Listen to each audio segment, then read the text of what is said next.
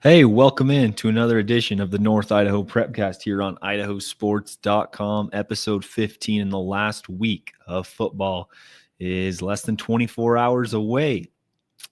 As always, this Prepcast is sponsored by Cornerstone Insurance, our great sponsor. And it's also always streamed on Facebook, YouTube, and X live and free. And if you want to catch it on the flip side, you're always able to tune into any of those platforms as well. It's also on Apple Podcasts and Spotify or wherever you may get your podcasts. Well, without further ado, let's bring on our co-host, Ryan Scaggs. How are you, man? 1 week left of football, and then we're diving straight into basketball. Yeah, I mean, we're going, full feet in. And then I know the wrestling preview is going to come out too from Al Fontes. So that's going to be something to keep an eye on as well. That's something you'll have to verse yourself with a little bit too, since we got the defending state champs in 6A here in North Idaho. So in the Post Falls Trojans. Yeah, that's something I am really looking forward to learning so much from you about the sport of wrestling. I mean, no, I don't even want to say I know enough to talk to you about it. I think it's going to be a great learning curve for myself. And then maybe I can teach you something about, I don't know, District 2 basketball. That's about it. Yeah, I mean, you're the insider down there there in CIL. So, we're leaning heavy on you for letting to do the heavy lifting down in District 2. Absolutely. Well, basketball is underway. Girls is. Boys are still working through the amount of practices they can do before they are eligible. There has been a few results. Some of the ones, at least in my neck of the woods, Grangeville knocked down Melba last weekend. Prairie beat Nez Perce. Lewiston was the big win against Timberlake. Moscow beat Post Falls. What else have you seen around the area in girls basketball? Last night, Lakeland took down Lake City in girls basketball to open things up, the season opener for both those programs. That was a big win for the Hawks, which I think is going to be a pretty good team this year. We'll do a full basketball preview coming up in a few weeks. But, and then Sandpoint got a big win over Post Falls last night, too, 62-48. Sandpoint's going to be another team to keep an eye on. The Sandpoint in Lakeland last year just in a knockout, drag-out all season long, it seemed. And then, it's going to be, I think, more of the same. And if Lewiston enters the picture this year, I mean, the 5A IEL could be, absolutely dynamite. Must-watch basketball this year, at least on the girls' side. It could be a real good watch. So, it's going to be kind of interesting to see how things shake out this year. I know there's been some coaching changes around the area, which we'll touch on too. So, just stay tuned for those ones. They'll come up here after the Thanksgiving break. Yeah, lots of big coaching changes. That's quite an understatement. Yeah. All right. Well, that's our basketball segment of the day. 3 minutes in. We're done.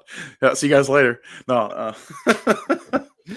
Nope. We still have 1 week left of football, and it's the state championship. But let's talk about, the teams that didn't make it there. Right. We had 3 teams that weren't able to crack their spot at the state championship. And we're going to start out in the 1A world where Wallace came up short against Tri-Valley. This Tri-Valley team is moving at a ridiculous pace, putting up another 70 points in a game against Wallace. But I tell you what, Scaggs, this was close. This was a really close game around halftime, maybe even into the third quarter. And then Tri-Valley started to just run the ball and became kind of just unstoppable. Yeah, and that's the thing about we talked about, if it gets into a track meet and then Tri-Valley's defense is able to, stay off the field because their offense is out there and they just get long sustained controlled drives, doesn't play necessarily in the hands of the Miners, and that's ended up what happening. I think they just ran out of possessions. But if you look at the score sheet for that game, my goodness, just unbelievable what those two teams were able to do in that game. And Cooper Miller had himself a whale of a game again. And if you look at his season numbers too, as you kind of wrap things up, he had, I think it was over 4,800 total yards, 74 total touchdowns. It's either 74 or 78. I can't remember. It's a crazy, ridiculous, video game style numbers. And then Lennox Radford had a phenomenal season, and just so many good bright spots for that Wallace team. That's got a ton of sophomores and juniors on it. And, we talk about Kendrick coming down to 1A next year. What's what's the 1A landscape going to look like? You know, some of these teams are graduating some big name guys like, you know, Stockton Sears at Carey's going to graduate. And then you get, you know, Tri Valley's going to lose a few guys. Then you look and at, move up you know, lose a few guys. Like Tri Valley's going to be good again next year too. as a 2A school, though. Yep. They're going up. So, you know, the 1A landscape next year, could Wallace crack the picture as being that second team? I mean, there is a lot there. If you're a Miner fan, good night. That team is loaded for next year. And you know, at least on the offensive side of the ball, you know, if they can keep some of the kids in the weight room in the off season and keep the turnout churning, there's good days ahead for that Wallace program, because that is a team that's on a meteoric rise right now. No, this is a Cooper Miller kind of reminds me of like Case Wynot in his, days at Lapway when he was putting up these ridiculous stats as a freshman, sophomore. Obviously, when he got to his senior year, he was putting up these crazy stats. And there was kind of this, thing going around in the media. Like, was Lapway fudging his numbers, making it seem like it was too good to be true? And that's kind of how it almost looks like with Cooper Miller. Like, they're so ridiculous stats. It doesn't seem possible. Yeah, I'll throw a name out there. He's a little bit different style of an athlete, but for the 8-man junkies out there, Leighton Vander Esch is a name to throw out there. Went to Salmon River. The guy was just a freak. I mean, he was an absolute machine on the football field. And obviously he went to play for Boise State, walked on there, ended up becoming a first-round NFL draft pick and a Pro Bowler for the Cowboys. But I'm not saying that that's going to be Cooper's result, but I'm saying as far as what you're able to do and the result you can get on the football field, Cooper Miller's having himself that type of career already. I mean, he's got more stats in the first 2 years as far as a cumulative production than most teams have in a 4-year span. It's just unbelievable what Cooper's been able to do. And, the cast around him too. I mean, just high producing kids all over the place. They were great at D end. They were great in the back end of the defense too, in the secondary. They had 2 guys, I think, had over 100 tackles on the season. They've got, just absolute machines out there at receiver too. So that's a team to keep an eye on, that if you're looking at who's going to take down Kendrick in the next few years, if they come back down to 1A, that's got to be a team you highlight. It has to be. And that's not me poo-pooing on Kendrick. Ty would probably say the same thing. That's a team that could challenge. And, if they're able to keep the numbers up, that's going to be a dangerous team. But it's going to be interesting to see how things shake up. So, and actually I'm saying all this and I'm remembering we got classification changes coming next year, don't we? So I think Wallace is actually going up 2A also. Wallace is going up? No, Wallace is staying down. Are they? I thought they're going Wallace 2A. is going up. You're right. Yeah. Wallace is going up. Yep. I was thinking Coeur Christ. Yes, Wallace is going up to 2A. So Wallace. So never mind. I say everything I said about the 1A landscape, but you get Tri Valley matching that too. But you have Wallace. Crazy. Right. Wallace has, who's to say Wallace isn't contending in 2A? Yeah. Because you have the two teams in the state championship that are going in opposite directions are gone. Yep. It opens the door for the team like Wallace, who absolutely, historically isn't good in 2A. I mean, I don't know. I'd be pretty happy going up to 2A in football. I think that it's wide open. I mean, you really look at it. If Kendrick's going down, Genesee's already down to 1A. They're not coming back up. So like the White Pines losing 2 teams out of that conference. Because Troy's going to play a 1A schedule next year too. And Logos is gone. And Logos is going up. So there's a 3-team swing within the 2A and White Pine League. The opportunities for those bids that we've been seeing where 4 or 5 teams come out of the conference, that might go the way of the dodo. And then you look at some of the other teams in 2A, Grace will still be okay. I think Valley's going to be a team to keep an eye on next year. That's going to be a pretty good program. Oakley's going to be another team that could be around next year too. But if I'm Wallace, I'm sitting there, I'm like, man, this is an awesome opportunity for us. It really is. And, they really stepped, toe on the line this year, and they gave everyone haymakers and fits. I mean, Genesee clipped them early in the year, and then they ended up going into the knockout, drag-out, multi-overtime playoff matchup. And if seeding worked out any way that it could have been, I don't know if Carey had the defense to stop that Wallace team. I honestly don't. And I got to see Carey with my own eyes when they played Coeur Christ, and Coeur Christ took them to the wire. That would be an interesting thing to see. I mean, it really would. But, you only do the games that you have in front of you. And Tri-Valley, hats off to them. I mean, they just, good night. They're a machine running the football. That's a team. I'm going to pick them to win the championship, but in the championship game. But that's a really, really good team. You saw them with your own eyes. I mean, just with the eyeball test, going in that game, that's a tall task for anybody to take on that Tri-Valley team, regardless 2A or 1A. Yeah, I'm extremely impressed with how Wallace played. I wasn't sure if Wallace would be able to score that much, and I am blown away with the amount of success they had. A couple comments rolling in. Matt Teft, go Tigers. I'm assuming Kendrick. That's a good guess, right? Yes, it is. That's a good assumption there. And then Sean Kane, our East Idaho co-host of the Prepcast. Tri-Valley up from 1A to 2A. Clark Fork down 2A to 1.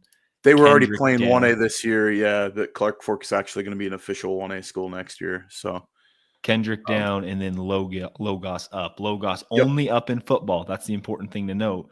It's not, sport. It's not every single sport. So it's an actual decision of the Logos football program to decide to play up, which I think is, again, very beneficial for them. But we'll maybe touch on that maybe at the all North Idaho team picks or selections at the end of the year, maybe, or next week maybe we'll hit on that on some of those, because there's a ton of changes in the classification alignments. The 8-man landscape's going to look a lot different next year, especially in North Idaho. It sure will. Clark Fork, you'll have team up here, and you'll have Kootenai and Mullen still. Yeah, come on, Sam, reliable. They exist. Kootenai and Mullen exist. Yeah. All right, let me see if I can find the right graphic here. 6A. Okay, so we're bouncing around because we'll land on Kendrick and Logos. 6A, Coeur d'Alene and Timberline played last week. It was a really close game, but if you paid attention to Gem State game day, watched the game, or tuned into the Coeur d'Alene press, you would know it was kind of a wild game for Coeur d'Alene. Yeah. I mean, 6 turnovers is insane. That's not going to help you. And to still have a chance to win is remarkable. But you're also playing against a team that was missing their starting quarterback, who's a Division I athlete.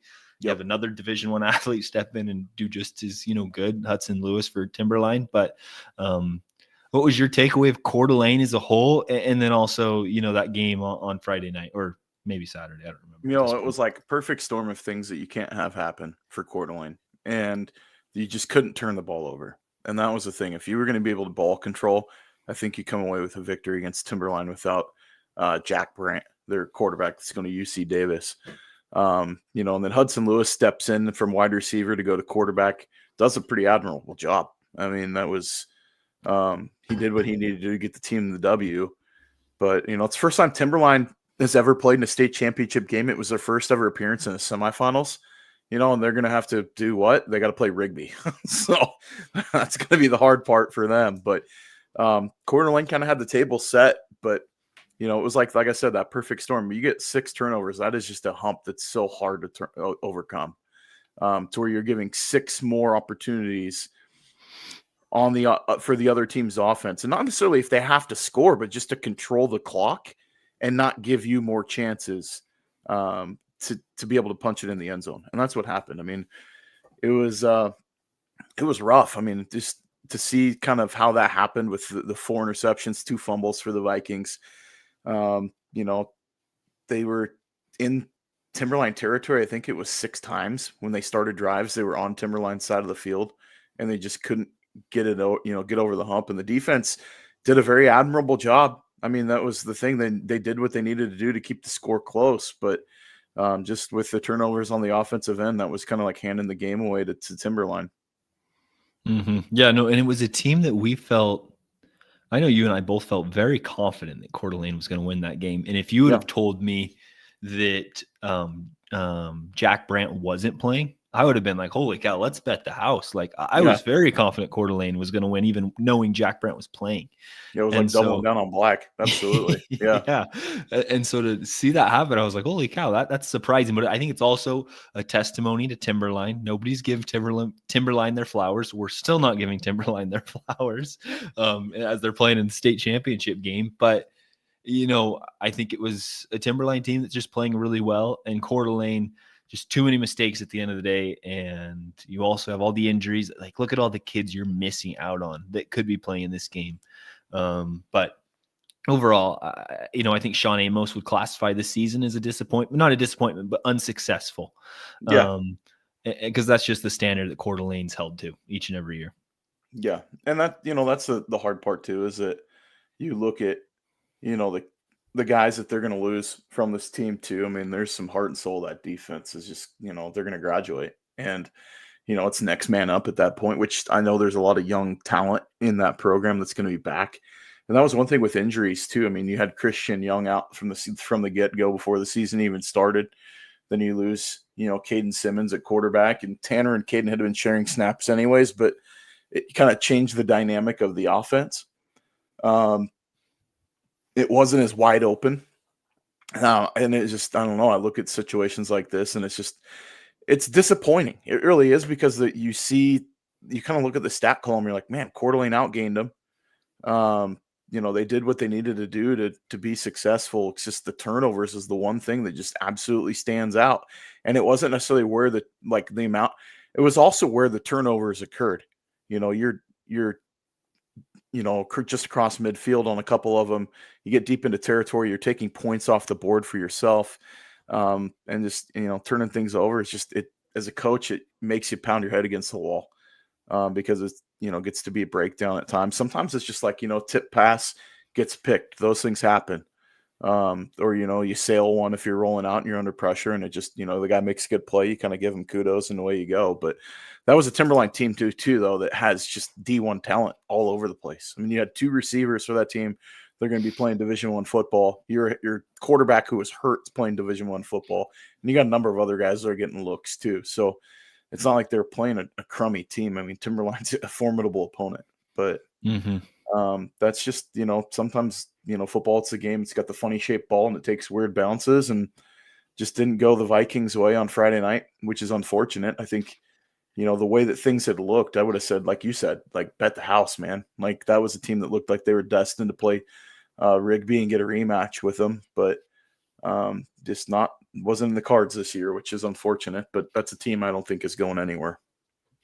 Yeah, well, back to some comments earlier. Sean Kane says denied petition. So this is just some of the denied petitions for 1A schools that got moved up to 2A and now want to go back down. Chalice wanted to go down. Lakeside, Shoshone, Tri-Valley, and Wallace. All of them were denied and are up in 2A. And I still think some of those teams that are up there, I know this is segueing, but they're still going to be pretty good next year. There is a difference between 2A and 1A football, but the Wallaces, the Tri-Valleys of the world, that talent translates. It does. Oh yeah, 100%.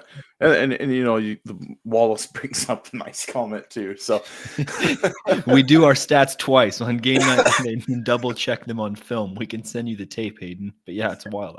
I'd love to see the tape, honestly. But I believe it. I think it's insane, and I think some people, not me, don't believe that these stats are even real, because it's so ridiculous what Cooper's doing for Wallace. Yeah, that was the thing. I think it was on, what was it, Monday or Tuesday? I sent a group text to some of our broadcasters, and I'm like, you guys aren't going to believe this stat line for Cooper Miller on the season. Like, this is freaking ridiculous. It was like 4,700 yards passing. I'm like, where does that happen? Like, I want to know how that stacks up nationally. Because that is, I mean, especially the touchdown numbers are just, and he's only a sophomore. Like, that to me is what I look at. And I'm like, we're watching something pretty awesome. And I think the Case Why Not connection that you made was awesome, because it is. Case was putting up crazy numbers as a sophomore and junior and his senior year as well. And, are we going to have the all-time touchdown and yardage leader in the state of Idaho come out of Wallace High School? I mean, that's a realistic question that we could ask. Yep. Yeah. Is he only a sophomore? Yes, Sean. He is a sophomore. I mean, we can find the birth certificate somewhere. And I believe and if our folks, our good friend that runs the Idaho Bowl is watching too, I think he was an Idaho Bowl participant as well, if I'm not mistaken. Yeah. We should find that out. Cool. Well, 1A, 6A wrapped up, now 2A. The only thing that's important in North Idaho at this point of the year where there was two teams playing the state championship from North Idaho, but one team that got knocked out last week. It was Kamiah and Logos. I was at that game. I tell you what, the hospitality in Kamiah was awesome, even though they were really not thrilled with me picking against them. But Logos took it to Kamiah. They played so great, and they really are playing their best football of the year, and they're a team that is really tough to play with. And it's really the defense. The defense just shuts down everything you have going.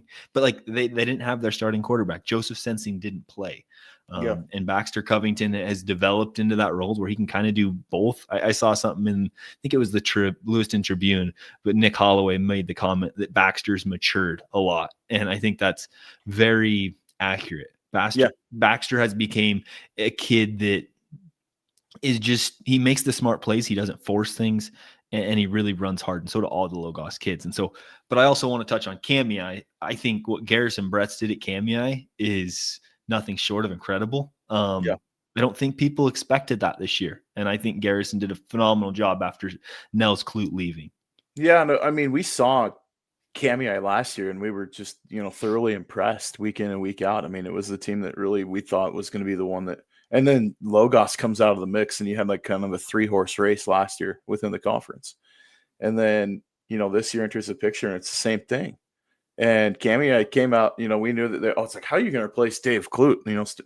Just everything, both sides of the ball, all state player on offense and defense. Like, what are you going to do? Lawson Landmark. I mean, kudos to that kid. I mean, he just absolutely stepped in and delivered week in and week out.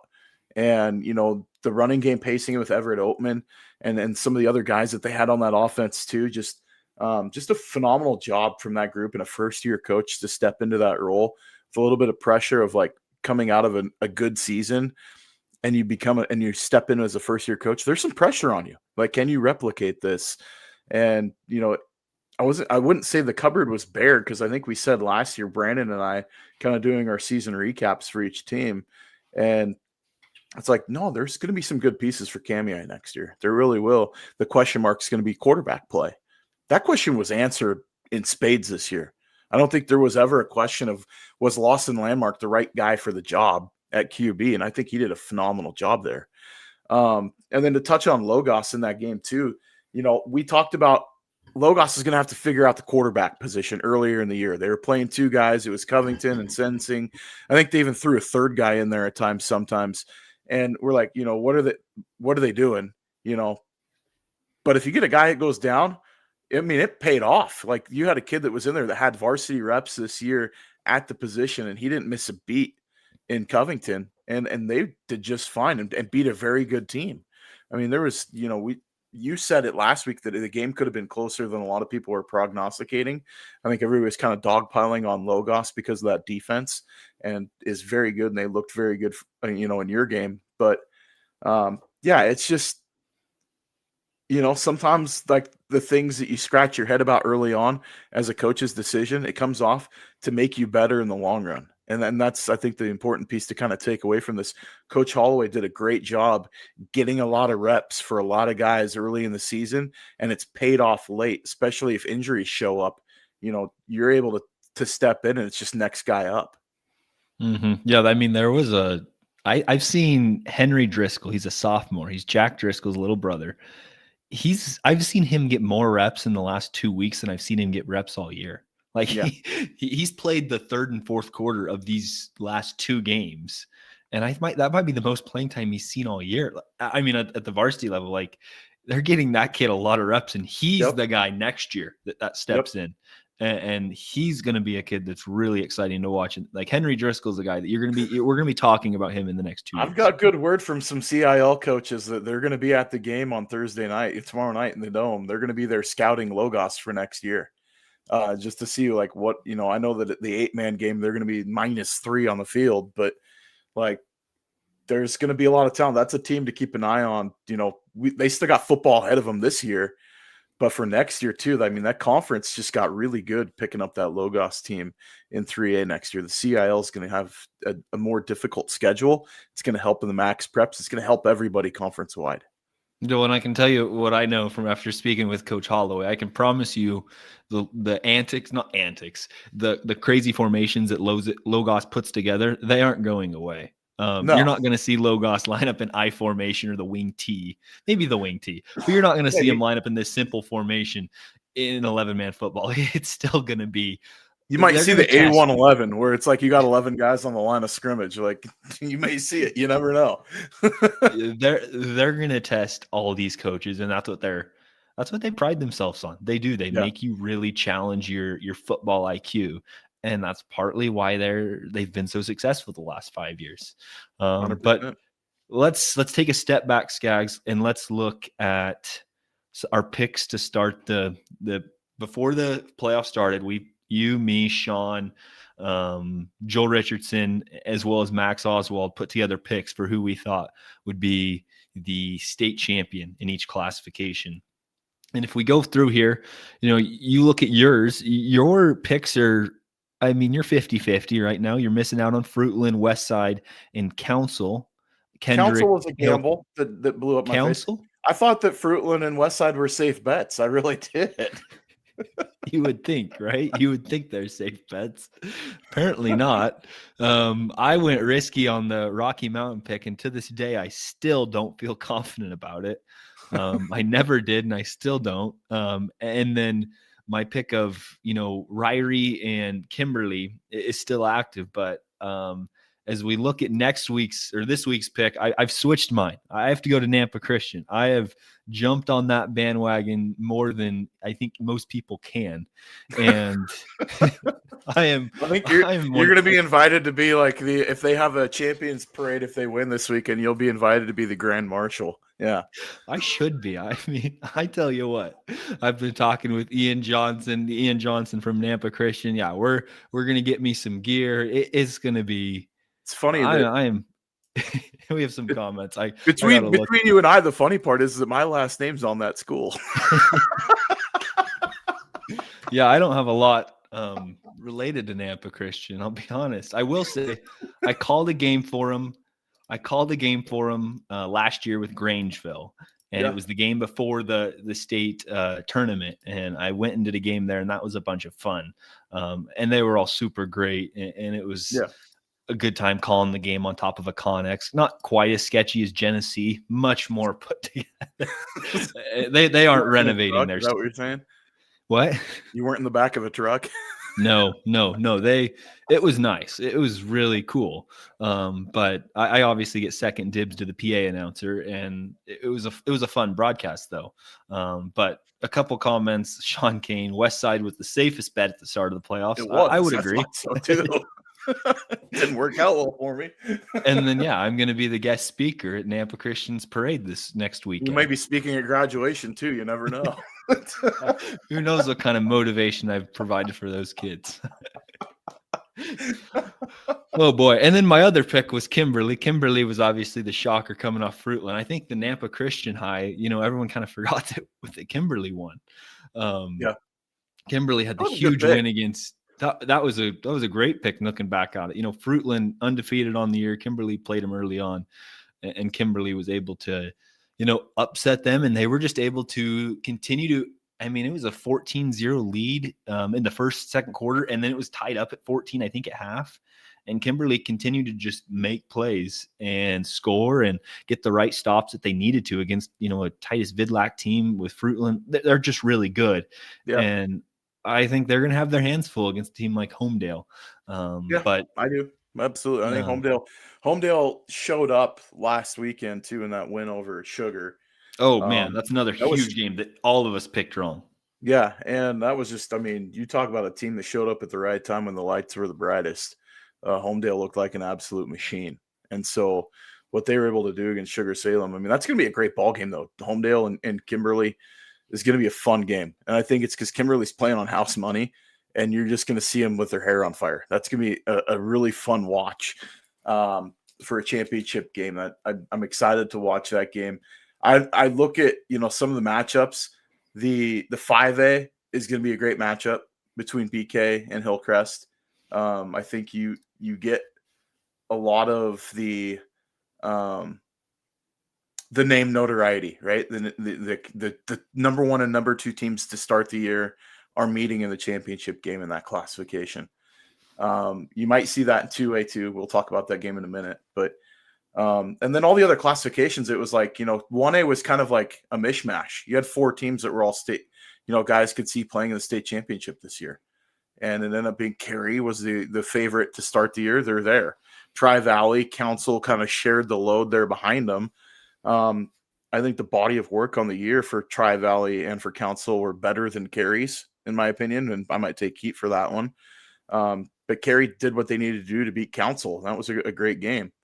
But yeah, Tri-Valley with their running game. The one thing I'll say, if I'll break down the 1A game real quick, because I saw Carey in my own eyes. Carey is great against the pass. If they have a weak spot, it's stopping the run. Well, guess what? Tri-Valley does very, very well. They don't pass. Yeah, they don't pass, man. They just run the rock and pound the rock in that game. It could be, you could be at halftime in 45 minutes, like in that matchup. The way Carey likes to run the ball too with Stockton Sears, and then Wagner, running the ball for Tri-Valley. That's gonna be a great matchup. So you get some fun matchups in these championship games this year of like upstart teams. Teams that have been close but haven't been able to get over the hump or have gotten over the hump at least once, and that's Homedale. Kimberly's an upstart. Ryrie and Nampa Christian, finally you get the blue bloods out of the way, and it's like, all right, you get Ryrie, who hadn't made the playoffs in forever, Nampa Christian, who I don't know if they've ever played in a state championship game in football, like 2 teams that have a lot at stake right up front of just like getting firsts.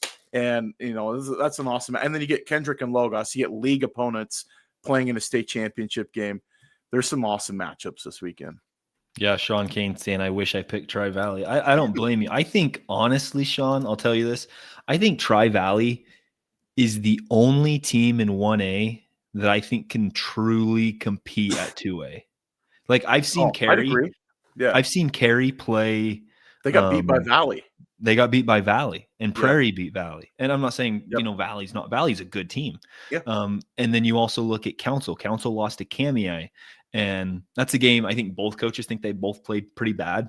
But Tri-Valley, a fair assessment. I think Tri-Valley could really play. They lost to Adrian by 40.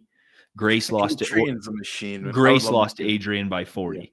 Yeah. I just and that's just looking at stats, but I think Tri-Valley's off defense, and they're big enough. They're huge up front. Yeah. I think they would truly move people in 2A. And the Carey's not real big.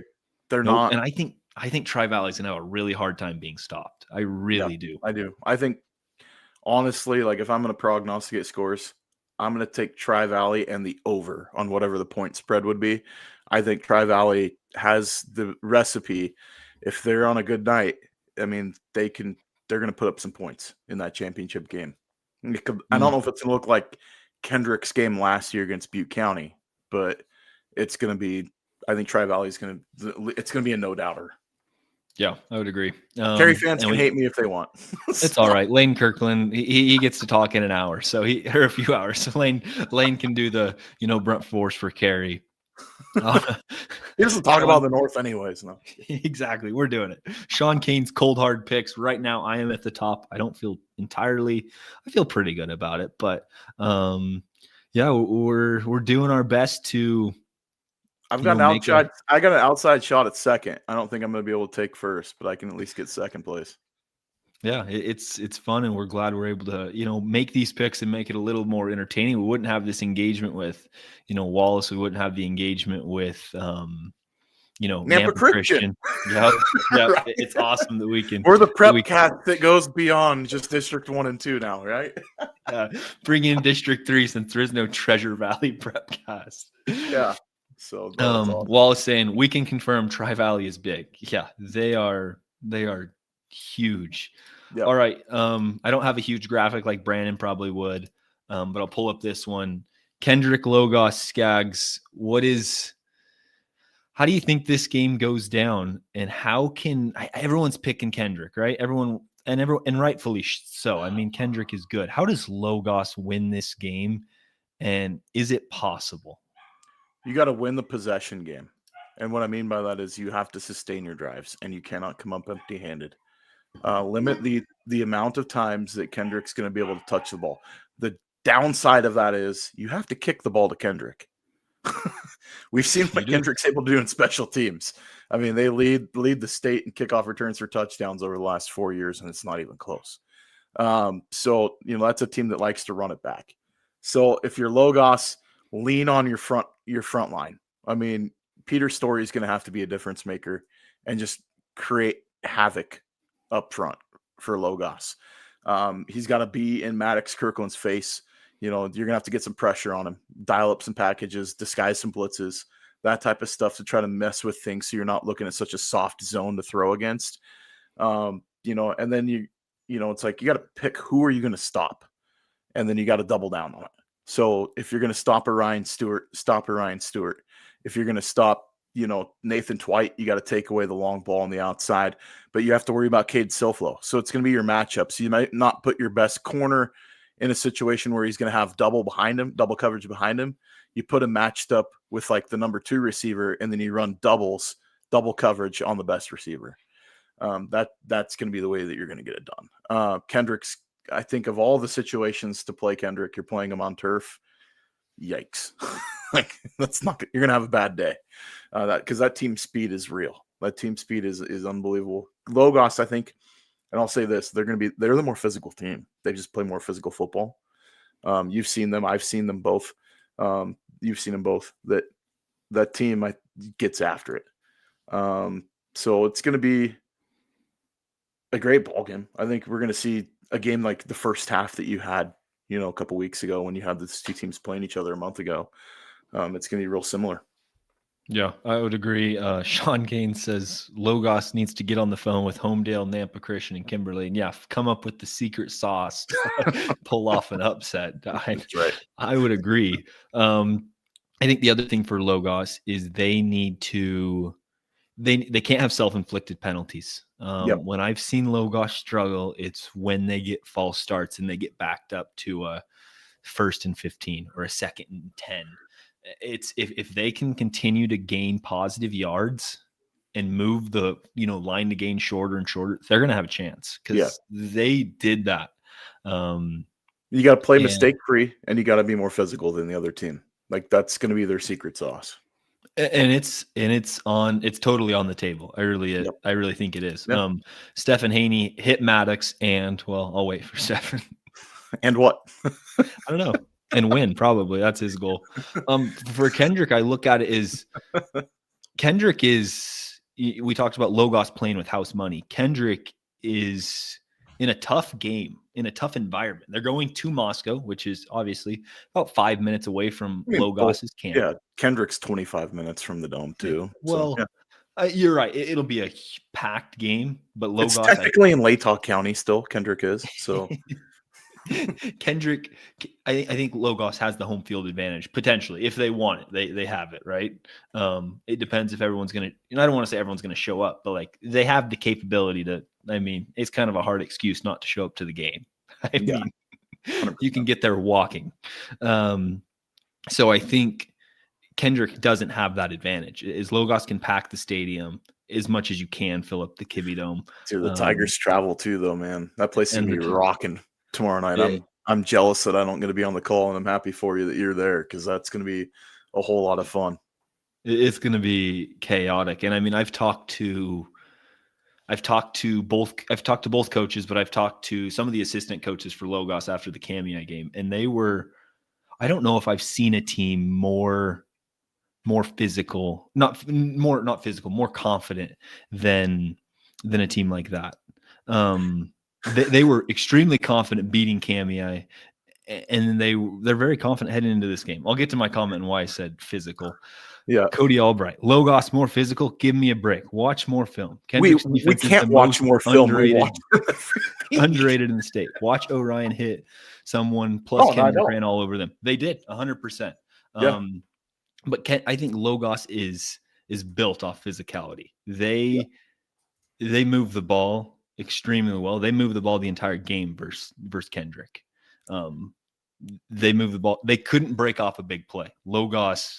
Kendrick could. Orion Stewart that was the game that Orion Stewart had a coming out party. He played unbelievable, and he cemented himself as probably a top 3 running back in the state.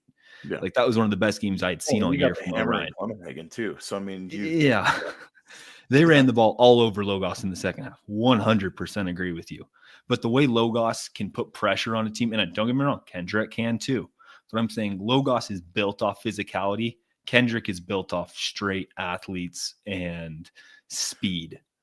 Deceptively strong too. I mean, and deceptively strong. You're not gonna have the size necessarily, but the strength and the speed apply. It's gonna be fun to watch. Let's just be honest. Like, it's two teams that have played different styles, and they do what they do extremely well. So, Logos is probably going to want to slow the game down.